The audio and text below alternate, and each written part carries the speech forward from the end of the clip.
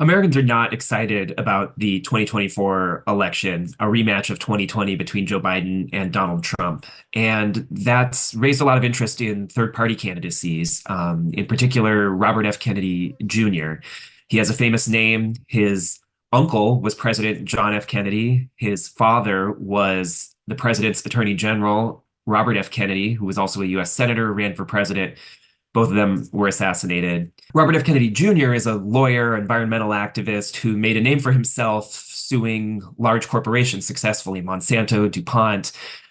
He has worked on clean water. He founded Water Keepers. He is also more recently focused a lot on conspiracies and is a leader in the anti-vaccine movement.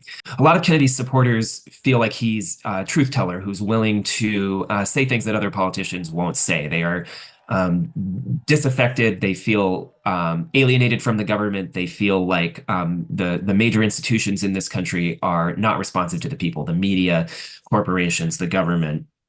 And they feel like Kennedy gives voice to that perspective. Kennedy initially began his campaign challenging Joe Biden in the Democratic primary. He didn't get a lot of traction there, and last October he shifted gears and he's now running as an independent. It's very difficult for third party and independent candidates to win the presidency in the United States. More often they act as a spoiler, and it's possible that's what would happen this time. There's a lot of debate around how Kennedy's candidacy might affect the race. One school of thought is that a lot of Kennedy's supporters are people who are skeptical of vaccines, that they might have been more likely to vote for Donald Trump if Kennedy wasn't in the race.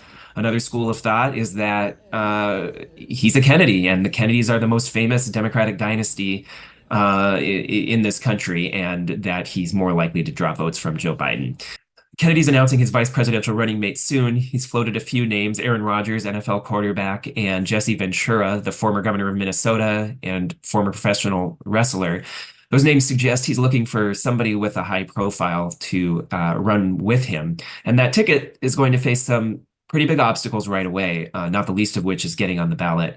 And then if they can do that, convincing voters that they can win, their vote would not be wasted by voting for the Kennedy ticket, and then amassing the money that it would take to get the word out and tell voters who they are and what they stand for.